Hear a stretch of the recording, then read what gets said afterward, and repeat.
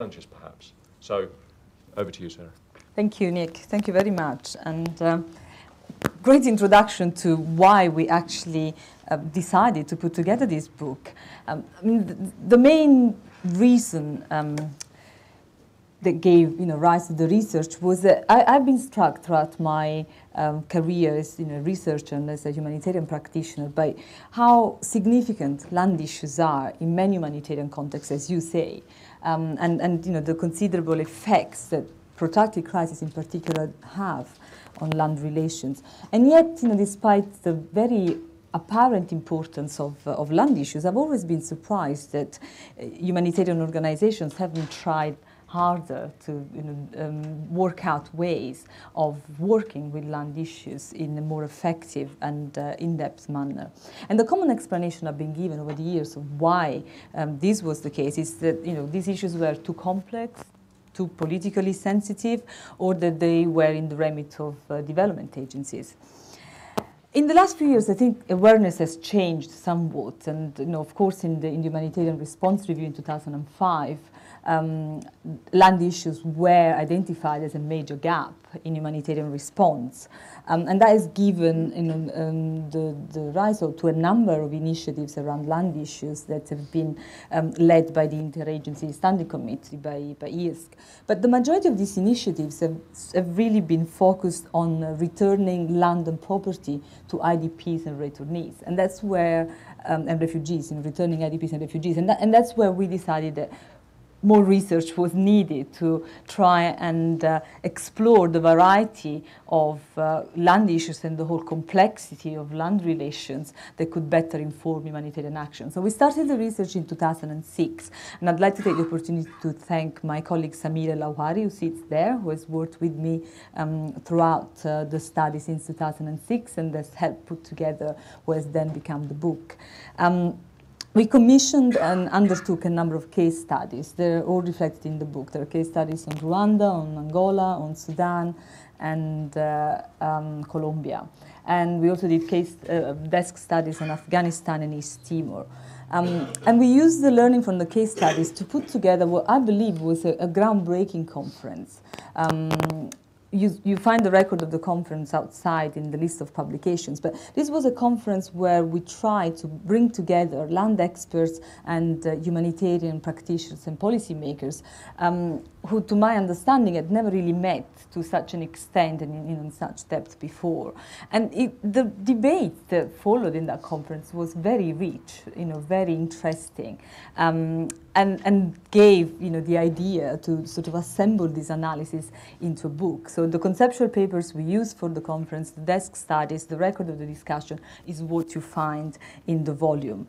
The aim of the book is really to help humanitarian actors gain a better understanding on how to address land issues in their work. The book is articulated around three main issues. First, it explores the nexus between land conflict and humanitarian action. It then discusses the architectural challenges that prevent a more integrated response, and presents findings from the case studies.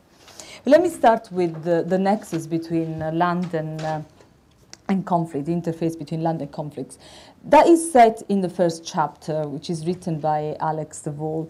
And Alex analyzes very powerfully how land issues often are an underlying cause of conflict. Liz would argue that they're also a casualty of conflict. I'm sure we'll hear from her later. But Alex stresses how they're central to understanding how complex emergencies function, and therefore how humanitarian responses should be developed. He identifies a number of typologies. I'll mention 5. The first one is that land is often the object of territorial acquisition or defense.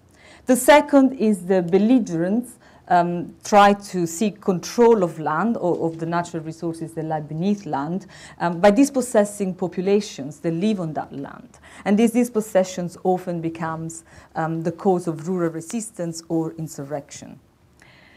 The third is the local tensions around access to and control over land are often manipulated politically to co-opt people into wider conflicts, such as in Sudan. Fourth, land is very often used by belligerents for personal enrichment or to reward allies, the case of Darfur or Colombia, or also to extend patronage. And fifth, of course, land is the object of many disputes between communities, whether along borders or between pastoralists and farmers, or in other circumstances, often where there is a weak state or a state that has little interest in seeing resolutions. Liz is with us. Liz, welcome. Do come and sit with us up here. It's all right. We know why you're late.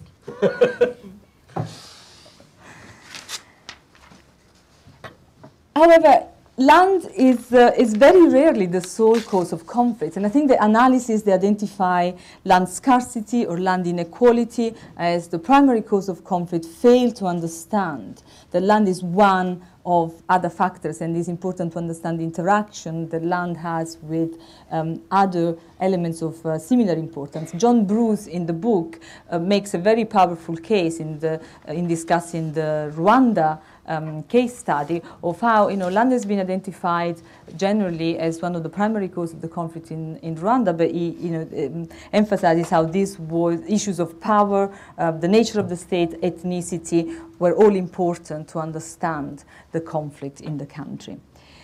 Now, even in contexts where land is not in itself a trigger for war, violent conflict usually is accompanied by a change in land distributions and in property rights. And it's important to understand that even if land was not a primary cause or even a secondary cause of conflict, conflict does bring changes around land relations. And so these changes need to be understood to develop a post-conflict response.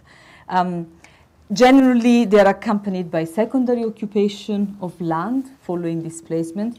And in most protracted conflicts, we see an inevitable trend towards urbanization, with people occupying land in urban and peri-urban environment.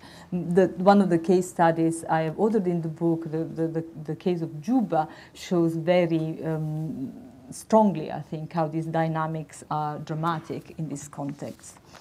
In post-conflict context, land issues come, as I was saying, even more to the fore and become problematic because the immediate aftermath of a conflict is a primary moment for illegal acquisition of land, for land grabbing, for elite capture.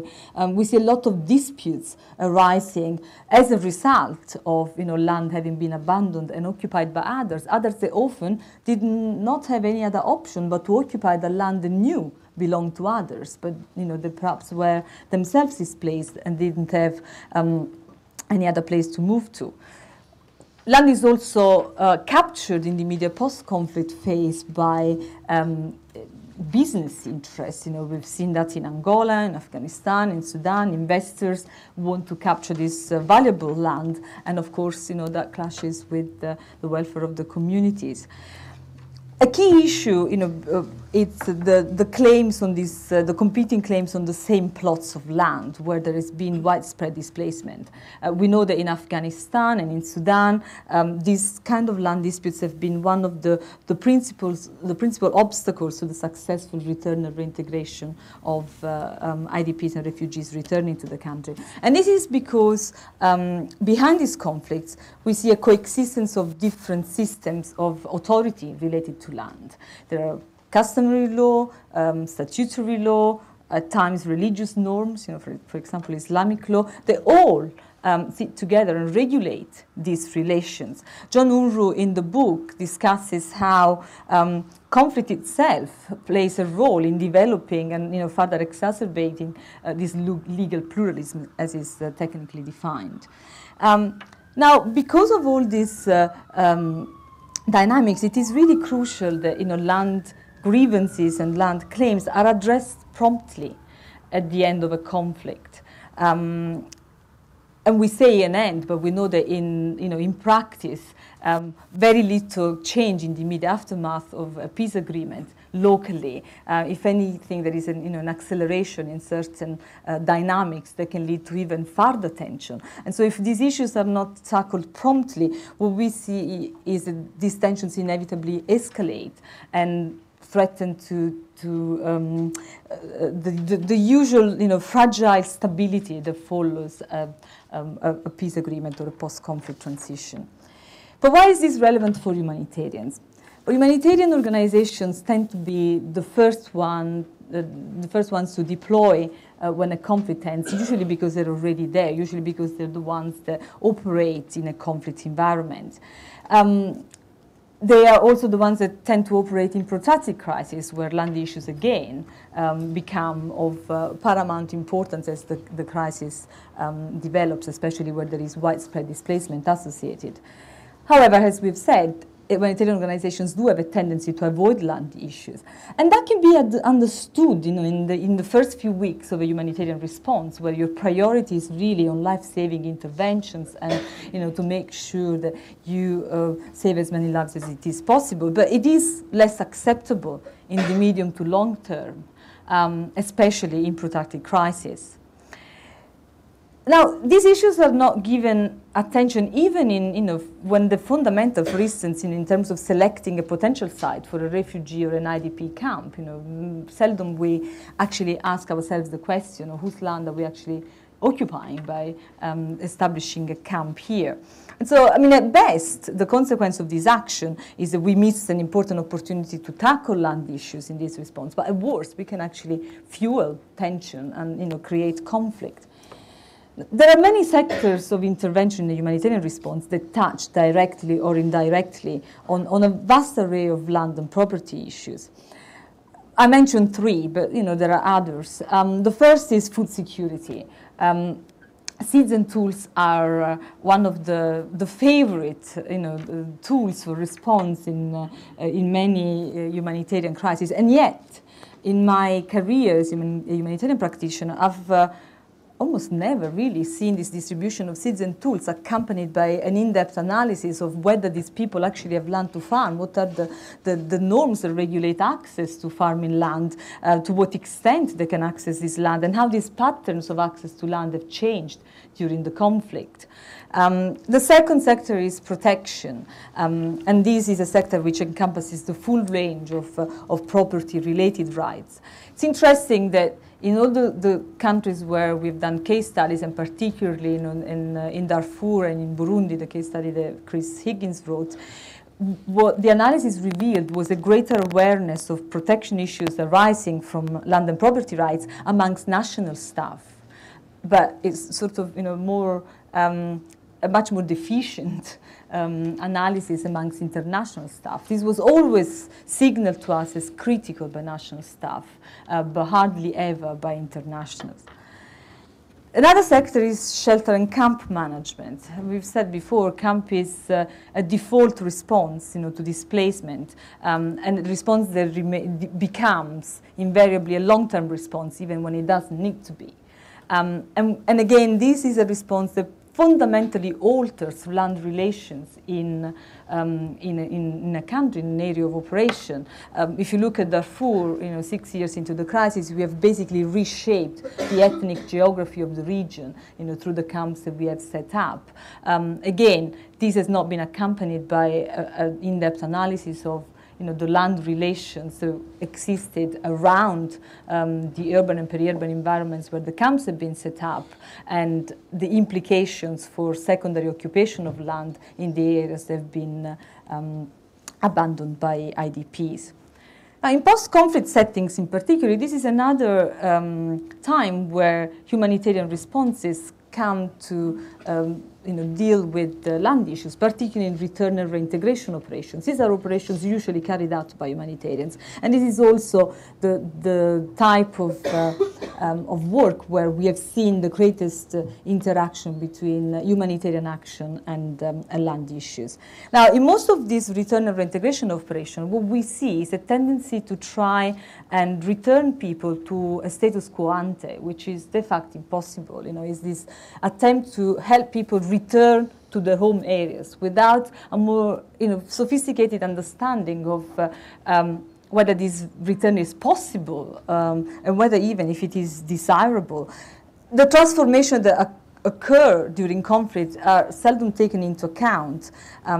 Liz argues in her chapter that returning to the status quo ante is usually impossible, but actually often is not even desirable, because this return fails to tackle the grievances that led to conflict in the first place, where land was an issue at the root of the conflict, or grievances that may have emerged during the conflict. Now, the emphasis on land issues in return and reintegration operation has been a feature of humanitarian response, particularly in association with what have become guiding principles for return and reintegration, which are these UN principles for housing and property restitutions for refugees and IDPs, better known as the Panera Principles. The Panera Principles not only encourage humanitarian organizations to help IDPs and refugees return to the areas of origin, but also to return to the property that they left behind. So this has meant that the majority of organizations that try to work with land issues in return and reintegration operations have focused on these attempts to facilitate restitution of property to IDPs and refugees. And now, of course, restitution rights are important to uprooted people, but they're just one of a myriad of land and property issues that arise in conflict and post-conflict countries. Return is much more complex. It has to deal with the vast variety of transformations that take place during conflict. As Liz points out in her chapter, and I'm sure, Liz, that you'll tell more about this in a minute, refugees and IDPs may have never had access to property before the conflict, for instance, in parts of Afghanistan. Maybe cannot tax the property that they once have. We see that in Colombia, Guatemala, South Africa, Sudan. They may have settled on land that they know belongs to others, but as we said before, they don't have anywhere else to go, as in Colombia, Rwanda, or in East Timor. And they're also in competition with the state or local business. Now, in all of these cases, it is important that the focus goes beyond restitution and it looks at how land issues can be integrated into the overall response. I think the main reason why responses that have at least attempted to try and incorporate land issues have shown these kind of shortcomings is because there is a lack of appropriate capacity in the sector to deal with land issues. I mean, the book identifies two main areas to improve current practice to try and better incorporate expertise into a humanitarian response that can tackle land and property issues. Capacity is clearly a significant gap. We have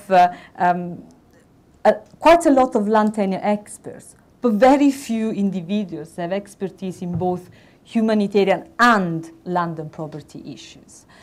Even where these individuals exist, there are few humanitarian organizations, the ICRC, NRC, amongst others, they are starting to develop a cadre of expertise. They're often not deployed immediately in the humanitarian emergency or in the immediate post-conflict phase. And at the same time, land tenure experts so far have actually not been able to translate concepts into practice in a way that really helps the humanitarian community, which is what the book was attempting to do.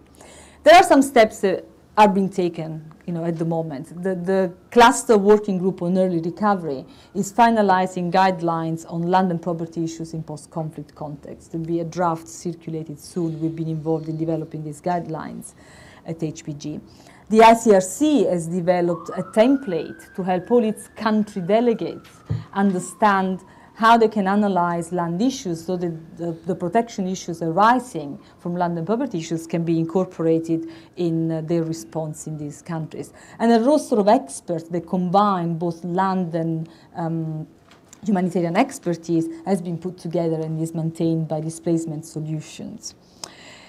But even if we improve capacity, I think the shortcomings will remain if we don't tackle the architecture in the system, which would allow for better coordination and leadership. At the moment, we don't have any way of making sure that land and poverty issues are better systematized in UN peacekeeping missions or in humanitarian response. And that's something that within the UN system and the humanitarian system more broadly needs to be tackled to make sure that is remedied. Donors also need to understand more strongly the importance and the relevance of these issues by allowing more flexible and longer-term funding than many humanitarian responses normally warrant, so that these issues can be tackled and shift the emphasis on quantifiable results in return and reintegration operation around IDPs and refugees going back home to attention to what are the key determinants of reintegration, of which land is clearly a cornerstone.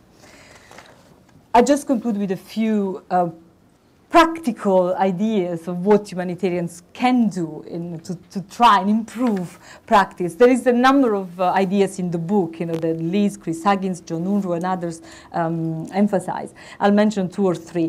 One is advocacy to incorporate land issues in peace negotiations. Many peace agreements don't tackle land issues at all or leave loopholes that the party can exploit. That's something that humanitarian organizations can do, incorporate emphasis on the importance of land issues in their advocacy around ongoing peace processes. And this needs to be aimed at making sure that there are mechanisms to protect long-term and customary occupancy while a mechanism to deal with dispute is developed in these countries. An immediate thing could be freezing new logging, mining, or agribusiness concessions until there are better procedures in place. Another area of intervention is around developing interim titles, particularly in urban contexts. As we've said, urbanization is a common feature of post-conflict context, and what is important is to make sure that some interim titles or temporary, renewable, or housing permits, other forms of temporary leases can be developed while there is the time to put in place a reform that takes care of the broader land issues and can address disputes as well. Advocacy with the host governments through information collection, research, advocacy that is also focused on ensuring that the rights of women and vulnerable groups are taken into account as people occupy property in a post-conflict phase. Another area is supporting the transfer of authority to local community through piloting registration schemes that can really allow communities to advocate for their rights to remain on their land, supporting communities in contributing to a debate on land reform in the country, training their representatives, supporting their representatives, and associated with that, and some organizations already do that, legal aid initiatives that help train lawyers and build network of local and international organizations. We say in the book very clearly that it is a challenge. It's not going to be easy to mainstream land and property issues in humanitarian action, but it is an investment that the sector needs to make. It is to the advantage of the quality of the response that we can provide in humanitarian crisis and can help in the management of land relations in conflict and post-conflict context to a more conducive outcome. Thank you. Great.